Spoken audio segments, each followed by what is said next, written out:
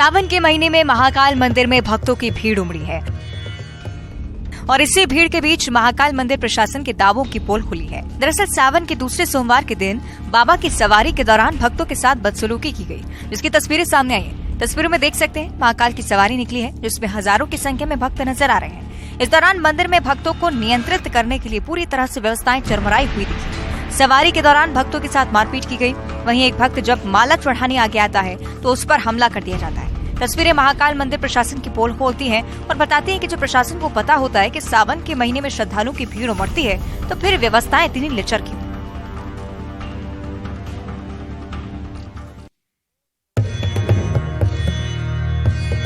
सावन के महीने में महाकाल मंदिर में भक्तों की भीड़ उमड़ी है और इसी भीड़ के बीच महाकाल मंदिर प्रशासन के दावों की पोल खुली है। दरअसल सावन के दूसरे सोमवार के दिन बाबा की सवारी के दौरान भक्तों के साथ बदसलूकी की गई, जिसकी तस्वीरें सामने आई हैं। तस्वीरों में देख सकते हैं महाकाल की सवारी निकली है, जिसमें हजारों की संख्या में भक्त नजर आ रहे हैं। इस दौरान मंदिर में भक्तों को नियंत्रित करने के लिए पूरी तरह से व्यवस्थाएं चरमराई हुई दिखी। सवारी के दौरान भक्तों के साथ मारपीट की गई। वहीं एक भक्त जब माला चढ़ाने आगे आता है तो उस पर हमला कर दिया जाता है। तस्वीरें महाकाल मंदिर प्रशासन की पोल खोलती हैं और बताती हैं कि जो प्रशासन को पता होता है कि सावन के महीने में श्रद्धालुओं की भीड़ उमड़ती है, तो फिर व्यवस्थाएं इतनी लिचर क्यों?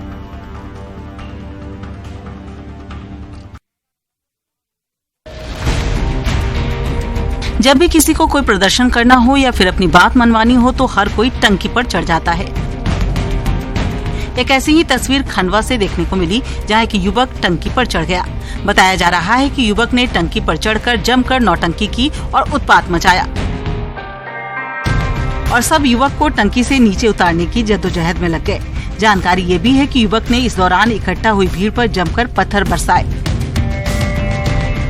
युवक के ड्रामे को देखते हुए पुलिस भी मौके पर पहुंची और युवक को नीचे उतारने का प्रयास किया।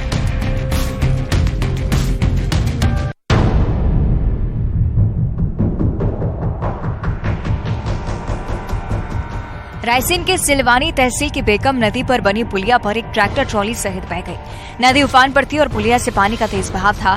ट्रैक्टर चालक इसी तेज बहाव में लेकर चला गया और ट्रॉली में मिट्टी भरी हुई थी। चालक उफनती नदी को पार करने की कोशिश करने ट्रैक्टर अनियंत्रित हो तेज हवा में बह गया और पुलिया के नीचे उतर गया। आसपास मौजूद लोगों ने अपनी जान जोखिम में डालकर ट्रैक्टर को निकालने की कोशिश की। बाद में पोकलेन मशीन के माध्यम से ट्रैक्टर को वापस निकाला गया। गनीमत ये रही कि इस दुर्घटना में किसी प्रकार की कोई जनहानि नहीं हुई। ट्रैक्टर चालक सुरक्षित है।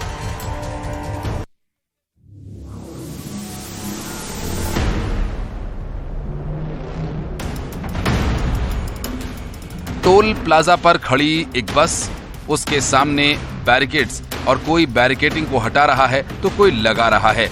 देखते ही देखते दोनों पक्षों में मारपीट शुरू हो जाती है।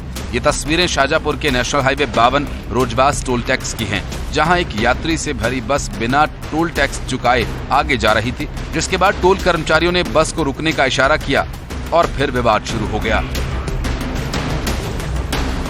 टोल कर्मचारियों ने जब टोल मांगा तो बस स्टाफ ने टोल टैक्स देने से ही मना कर दिया और बस के आगे लगी बैरिकेडिंग्स को तोड़ने लगे। फिर क्या, देखते ही देखते दोनों पक्षों में मारपीट शुरू हो गई और दोनों एक दूसरे पर लात घूंसे चलाने लगे।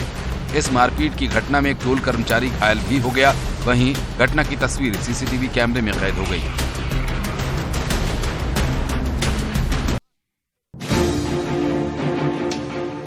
दिखने में ये दोनों लड़के तो ठीक ठाक लग रहे हैं, कपड़े भी अच्छे पहने हैं और सूरत भी ठीक ठाक है, लेकिन जो अच्छा नहीं है वो इनकी सीरत, मतलब इनकी हरकतें कि स्थानीय लोगों ने इनके आधे बाल ही काट दिए। ऐसे लोग अपनी हरकतों से खुद तो शर्मसार होते ही हैं, समाज को भी शर्मसार कर देते हैं। तस्वीरें मंदसौर के शामगढ़ की हैं और तस्वीर में दिख रही है भीड़ जो दोनों युवकों को घेरे हुए है। ये बता रही है कि मामला कुछ गड़बड़ है। अब आखिर मामला क्या है ये भी जान लीजिए। दरअसल इन दोनों युवकों पर आरोप है कि ये लड़कियों के साथ छेड़छाड़ कर रहे थे और इसकी भनक स्थानीयों को लगी। बस फिर क्या था, लोगों का गुस्सा फूटा और उग्र हुई भीड़ ने खुद पुलिस और कानून को हाथ में ले लिया। आरोपी युवकों की स्थानीय लोगों ने पिटाई कर दी और फिर आधे सिर के बाल भी मुंडवा दिए, जिसका वीडियो सामने आया है। वहीं वीडियो सामने आने के बाद पुलिस ने छेड़छाड़ करने वाले युवकों और बाल काटने वाले लोगों के खिलाफ भी मामला दर्ज कर लिया है।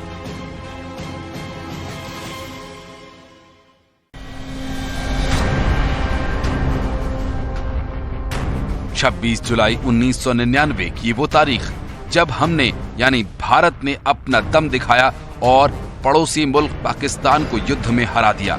हालांकि इस युद्ध को जीतने के लिए भारत के 527 जवानों ने अपनी शहादत दी। तब से 26 जुलाई को करगिल विजय दिवस के रूप में मनाया जाने लगा।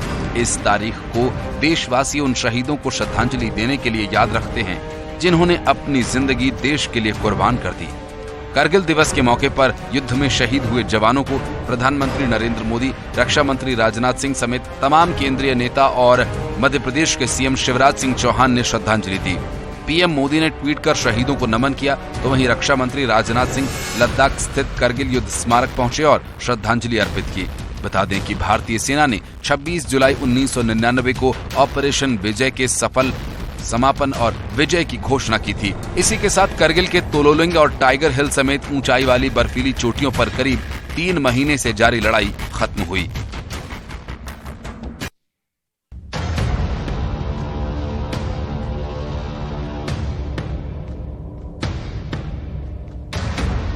ये राह नहीं आसान, बस इतना समझ लीजिए कि रास्ता कच्चा है और बच बच के जाना है। कुछ ऐसा ही हाल है खंडवा के भगवानपुरा गांव के स्कूल के बच्चों का, जिन्हें कीचड़ से भरे रास्तों से होकर जाना पड़ता है। अपनी इसी परेशानी को लेकर स्कूल के बच्चे और अभिभावक कलेक्टर के पास पहुंचे और कलेक्टर से गुहार लगाई।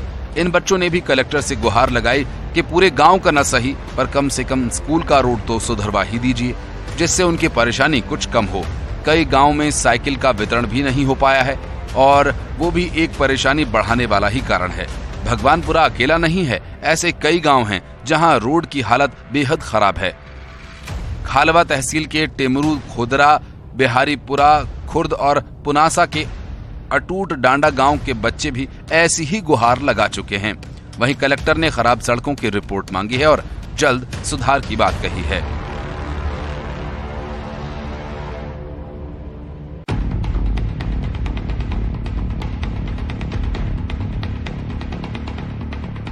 अभी पिछले कुछ दिन पहले ही दिल्ली में सैलाब आया था। आसमानी आफत और यमुना के जलस्तर की वजह से दिल्ली का एक कोना पानी में डूब गया था। अब कुछ ऐसी ही तस्वीर नोएडा से सामने आ रही है। सड़कों पर तैरती ये गाड़ियां, घुटनों तक लगा पानी, पानी में डूबी कॉलोनी। और ये तस्वीरें गाजियाबाद और नोएडा की हैं, जहां हिंडन नदी का जल स्तर बढ़ने से गाजियाबाद की सड़कें पानी से लबालब भर गई हैं। तो वहीं नोएडा में सुबह से हो रही मूसलाधार बारिश के बाद सेक्टर 19 और सेक्टर 152 में स्थिति बिगड़ गई है। यही हाल नोएडा के अन्य हिस्सों का भी है, जहां बारिश का पानी पूरे नोएडा में भर गया है। तस्वीरों में आप देख सकते हैं, गाड़ियां पानी में डूबी हुई हैं, घरों के बाहर पानी लबालब भरा हुआ है। लोग अपने अपने घरों में रहने को मजबूर हैं। मौके पर एनडीआरएफ की टीम को रेस्क्यू के लिए लगाया गया है। जल स्तर बढ़ने से लोगों में डर भी देखने को मिल रहा है। हिंडन नदी में जल स्तर बढ़ने से नोएडा इकोटेक क्षेत्र में सैकड़ों वाहन फंसे हुए हैं। हालांकि प्रशासन लगातार स्थिति पर नजर बनाए हुए है।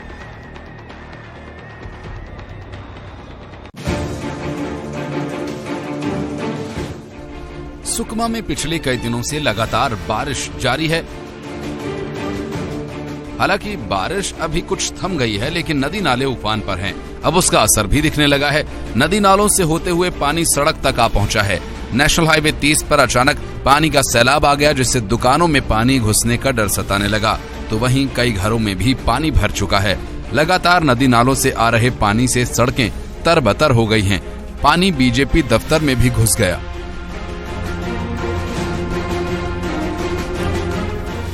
अचानक आई इस आफत ने लोगों को परेशान कर दिया। लोग घरों में भी रहने में परेशानी का सामना कर रहे हैं। काम धंधे ठप पड़े हैं, क्योंकि ये आफत का सैलाब थमने का नाम नहीं ले रहा।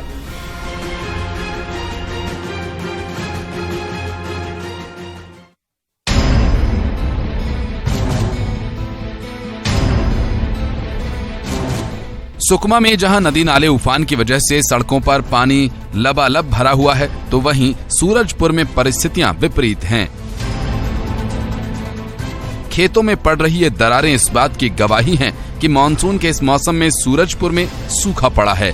जिले में बारिश नहीं होने की वजह से किसानों की चिंता बढ़ गई है।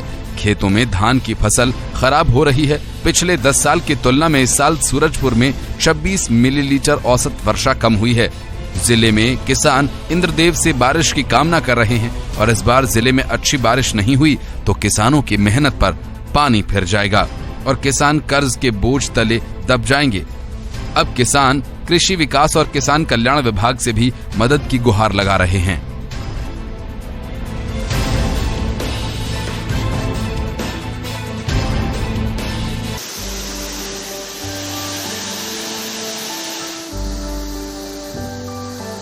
पहाड़ों से गिरता ये झरना, आसपास हरा भरा ये क्षेत्र प्राकृतिक सुंदरता का अलग ही नजारा है। बलौदा बाजार के धसकुंड जलप्रपात का ये नजारा, जहां बारिश के मौसम में धसकुंड जलप्रपात अपने पूरे शबाब पर होता है।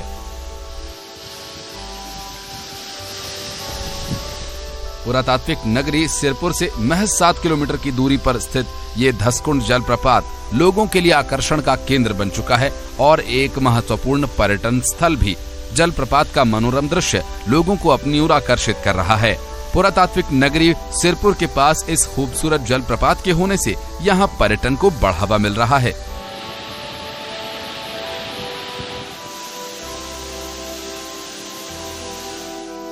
प्रकृति के इस खूबसूरत नजारे का लोग आनंद ले रहे हैं। यहाँ दूर दराज से इसे निहारने के लिए आते हैं। बारिश के इस मौसम में धसकुंड जलप्रपात पर्यटक स्थल बन गया है।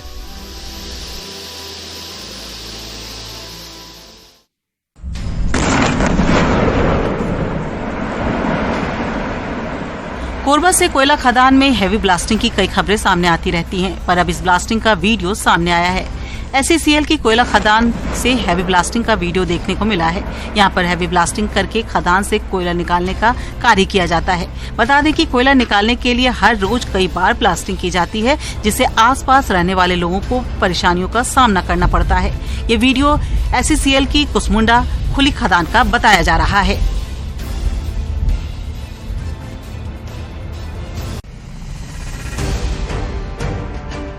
विकास के लाख दावे भले ही किए जाते हों, पर असलियत क्या है ये तो जमीन पर जाकर ही पता चल पाता है।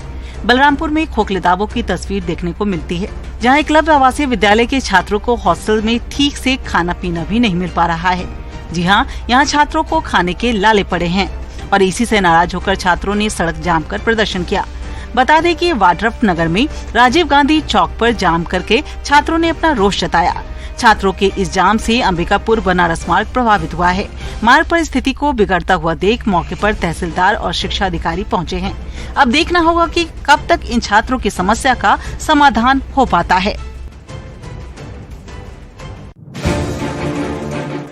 बारिश का मौसम अपने साथ ढेर सारी परेशानियां लेकर आता है। कहीं पानी भर जाते हैं तो कहीं आवागमन बाधित होता है।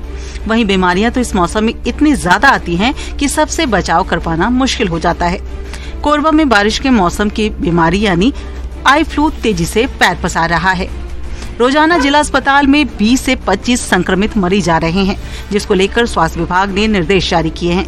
बीमारी को लेकर कलेक्टर संजीव कुमार झा और CMHO डॉक्टर SN केसरी ने लक्षण से ग्रसित व्यक्तियों को आवश्यक सावधानी बरतते हुए तत्काल नजदीकी स्वास्थ्य केंद्र जाकर उपचार कराने और डॉक्टर के परामर्श से ही दवाइयों का सेवन करने की जिले वासियों से अपील की है।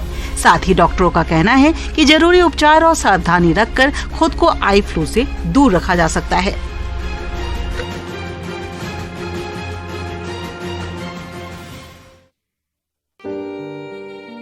कहीं कीचड़ से सनी हुई सड़क, कहीं रास्ते ही नहीं। ये दो तस्वीरें हैं जो बोलती हैं कि आखिर कब तक ऐसा चलेगा, कब तक मरीजों को अस्पताल तक ले जाने के लिए खाट का सहारा लेना पड़ेगा। एक तस्वीर बुरहानपुर की है तो दूसरी सीहोर की। तस्वीरें भले ही दो हैं, लेकिन स्थितियां कमोबेश एक जैसी। बुरहानपुर के जम्बूपानी गांव में मरीज को खटिया पर लिटाकर लड़खड़ाते हुए नदी पार कराते हुए ग्रामीणों का वीडियो वायरल हुआ है।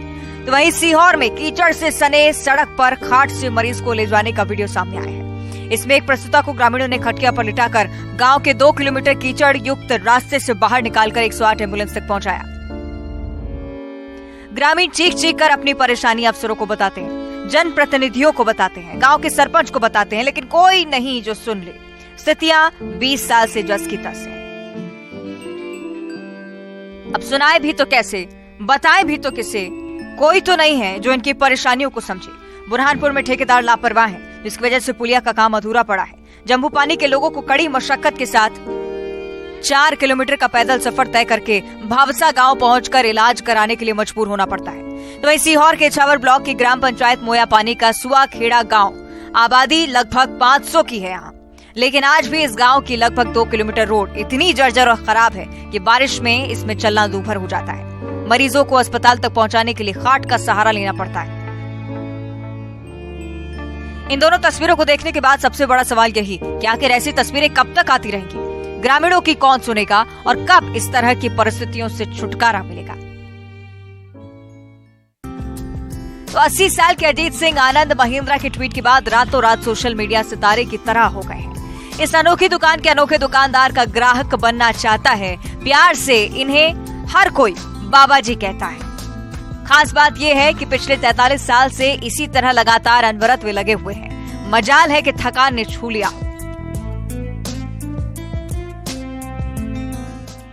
बाबा जी के दर्शन भी इस दरख्त की तरह है। कोई पैसे दे गया तो ठीक, ना भी दिया तो ठीक, लेकिन इससे कोई फर्क नहीं पड़ता। खास बात यह भी है कि एलपीजी के दौर में कोयले की भट्टी पर तैयार होती है चाय, जिसका स्वाद खास है। बाबा जी बताते हैं कि करीब 43 साल पहले जब 20 रुपए से उन्होंने इस काम की शुरुआत की थी तो 50 पैसे में एक कप चाय मिलती थी, जो आज 10 रुपए तक पहुंच गई। अजीत सिंह के परिवार में 3 बेटियां और 1 बेटा। अक्सर उनसे कहते हैं कि अब आराम करिए, लेकिन बाबा जी नहीं मानते। सोशल मीडिया पर छाने के बाद तो अब लोग उनसे मिलने के लिए पहुंच रहे हैं। बाजारवाद के दौर में बाबा जी की बातें और दुकान का दर्शन देखते ही बनता है। तो कभी मौका लगे तो आप भी लगा आइए बरगद की छांव में चाय की चुस्की।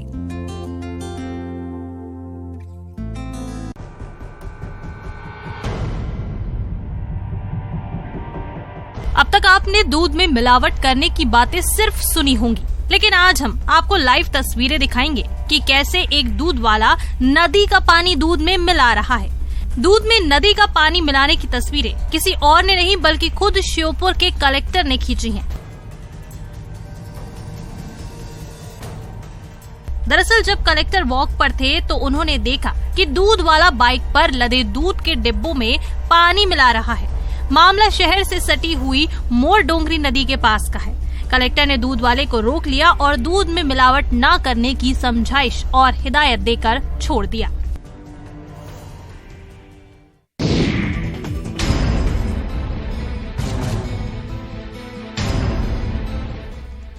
ग्वालियर की अंजू के पाकिस्तान में नसरुल्ला के साथ निकाह करने की खबरों से उसका परिवार गमगीन है। बोना गांव में रहने वाले अंजू के पिता गया प्रसाद बहुत दुखी हैं। निकाह करने की खबर लगने के बाद अंजू के पिता सदमे में हैं। इतने नाराज हैं कि उन्होंने ये तक कह दिया कि अंजू अब उनके लिए मर चुकी है। वो उसका नाम तक सुनना नहीं चाहते हैं। उनका कहना है कि अंजू बच्चों के लिए सोचती तो घर से बात बाहर नहीं जाती। कोई पशु पक्षी भी अपने बच्चों को नहीं छोड़ता है। हम लोग तो फिर भी इंसान हैं। उसने तो अपनी 14 साल की बेटी और 5 साल के बेटे के बारे में जरा भी नहीं सोचा कि बच्चों के मन पर क्या बीत रही होगी। गया प्रसाद का कहना है कि जब अंजू ने वहां शादी कर ली तो हम अब सरकार से ये अपील करेंगे कि उसे भारत में वापस नहीं आने दिया जाए। अगर अंजू को अपने पति को छोड़कर दूसरी शादी करनी ही थी तो क्या इंडिया में लड़कों की कमी थी? फिलहाल वो इतने गुस्से में हैं कि उसका नाम ही सुनना नहीं चाहते हैं। आपको बता दें कि गया प्रसाद ने करीब 35 साल पहले हिंदू धर्म छोड़कर ईसाई धर्म अपना लिया था। उसके बाद से वो भिंड से ग्वालियर जिले के टेकनपुर में आकर रहने लगे थे।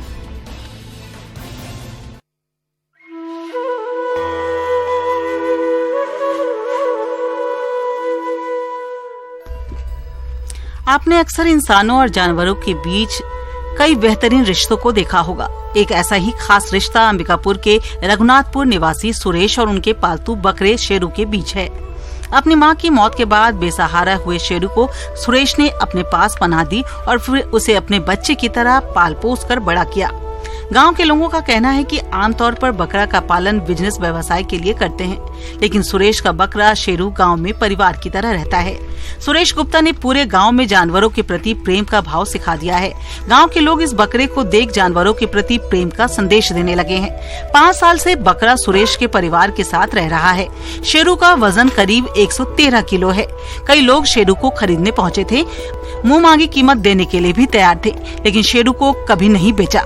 सुरेश बकरे का अपने बच्चे की तरह ख्याल रखते हैं। कभी बकरे को बांधते नहीं हैं, बल्कि एसी और पंखे के नीचे शेरू सोता है।